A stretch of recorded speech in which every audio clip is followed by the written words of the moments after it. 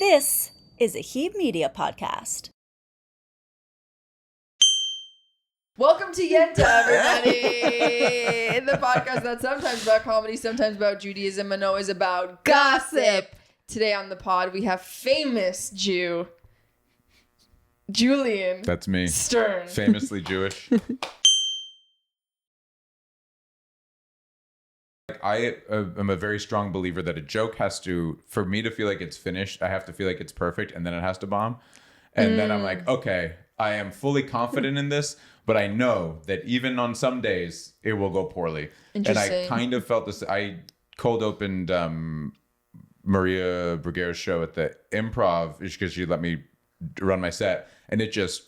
I was getting nothing. Really? And this was 2 days before the showcase. Oh my God, I got like one mini pop on like the first joke, and then the next joke, literally crickets. I could hear the soda machine at the bar. Chris Waitkiss was hosting, and so Maria and Chris were on, and they were laughing so hard because it was just, they knew that this is my tightest stuff that I've been working on in some ways for years, and in other ways for like tightening for a week, just spending every second. And so I was finally just like, hey, to the audience, I was like, you're probably a little confused about why you're not laughing at all. And they're laughing harder than you've ever heard anyone laugh. And so I should just let you know that I am preparing for possibly one of the most important shows of my life. And this is supposed to be my best stuff. And so it's hilarious to them knowing that you're not connecting with it at all. And in a way, this is, and I kept saying at the showcase, like when we were all like nervously like on the steps kind of peeking around and I was like, the funniest thing you can do at a show like this is bomb harder than you've ever to literally just like diarrhea poop your pants on. Like, so like funny. That's technically fun. Like I'm always struggling with the fact that like failure is so much funnier than success. Right, like if you really cared about the bit, you would bomb. Yeah, kind of.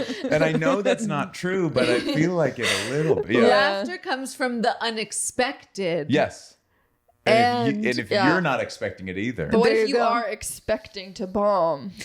Yeah, you can't expect to bomb. Then you have to do that. Then you have to make them laugh. Then it would be so funny, dude, if you actually did well. So funny.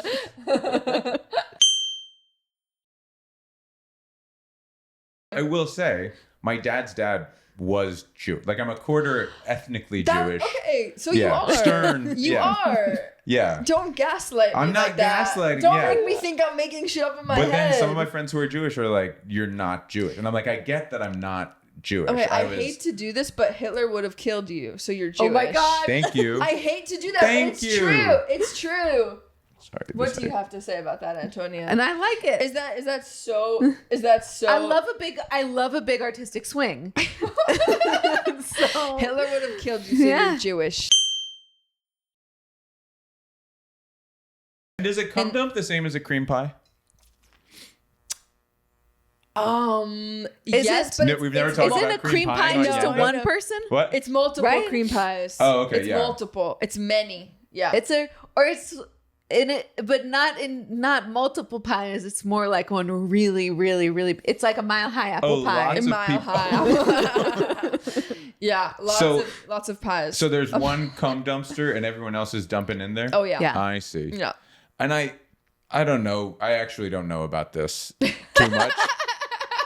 But I believe that. But you're gay. I Julian, believe the cream pie is kind of about the point of insertion. Like, I think it's sort of like, it's kind of like you're only, like, it's not just finishing in someone. It's about sort of shallow, as you would fill a cream donut with like the piping just a little bit in. Yeah, maybe I'm wrong, because a big part of the cream pie has to do with it dripping out afterwards. Yeah.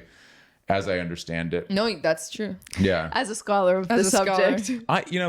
People will really debate whether I'm like because sometimes people are like, Julian, you're such, like Liz Hader the other day, very funny comic, very wonderful comic. She was like, Julian, you're such a good guy. You're such a nice guy. That's how I pitched you to Antonia. Yeah. He's a nice as He's not queer, but he is Jewish. He's so and Jewish. He's really, really nice. Yeah. And I said full it's pitch. so rare to find someone in the comedy scene that's just like a nice, genuine human. You do seem really nice. I And when I appreciate was that. watching your clips, I was thinking to myself, he seems so nice and normal that you are achieving what youth pastors wish they could achieve. Wow. You know? Yeah. And then I said, what do you mean he's Jewish? You're really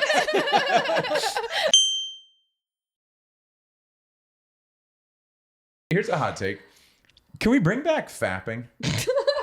Because Yeah. there has been a goon slide in culture. And how would you I how would you think actually distinguish describes a lot of between gooning and fapping? Here's the thing, and more peop- production value. people are gonna say, because I know about cream pies and because I know this stuff, that I'm some disgusting man, but I am not. I contain many facets. Yeah. And does Judaism not allow for that? Yeah. We hold 70 so much faces space. to the Torah. There we go. Yeah. Yeah. And Everything has 70 opinions. Ooh, that's Yes. good. Yeah. Okay. and I am, in this case, I am the Torah. Yes, speak. Speak God on fapping. So a few years ago, I have two friends. They're both so deep in the kind of almost 4chan Yeah. awareness Yeah. space. And so one of them a few years ago sent me a meme about gooning, and I said, I don't know what this is. And he said, oh, it's hilarious. It's like a specific type of masturbation where you have multiple screens going at once, and supposedly, and then people were at the time sharing on our goon rig. They were sharing their goon rigs. So it's like these big rig. So you've got like like Do your you know about this? Oh yeah. yeah. How do you know? Baby, I go down an internet rabbit hole every day. I like when you call me baby. Also, okay, who's doing it now?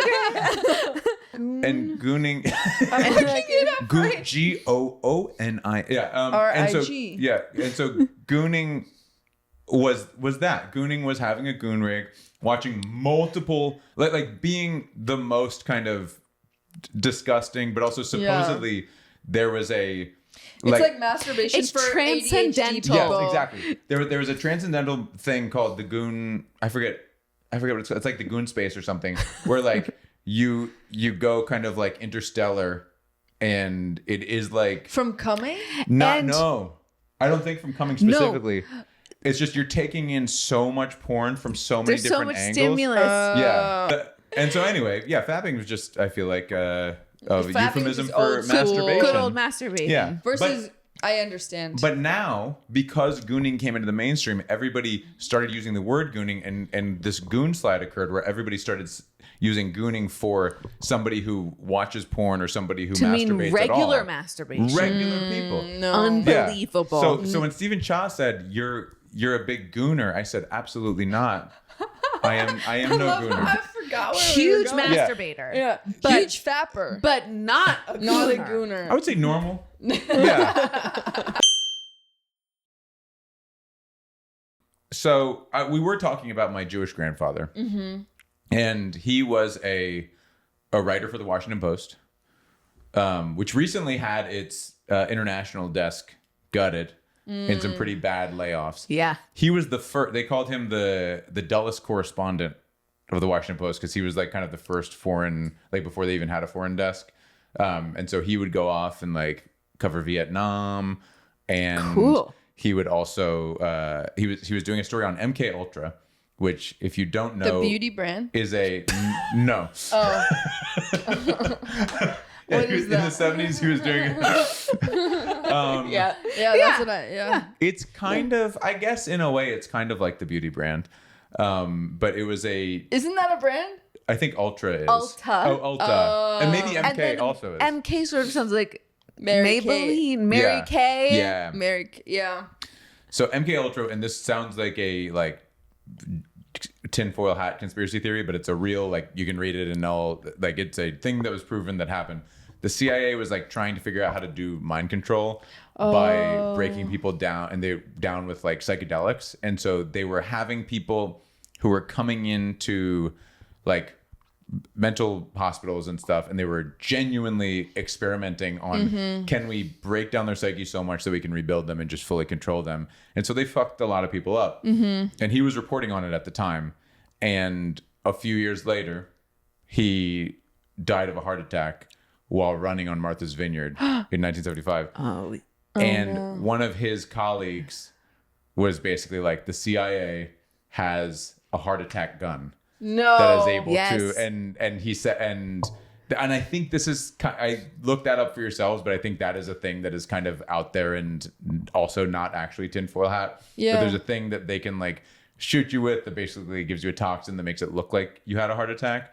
And he was like, he complained of a like bee sting at his ankle, which is not in line with typical heart attack conditions. And so I think he was, and this was definitely his most sort of like out there colleague. But so there's a question as to whether the CIA might have killed my grandfather. That's so juicy. That is juicy. What good, Yenta. Thanks everyone for listening. Go to patreon.com/Yenta for all of the gossip that's too juicy to be on the normal feed and for matchmaking. And we love you. Thanks for listening. Love you. Bye.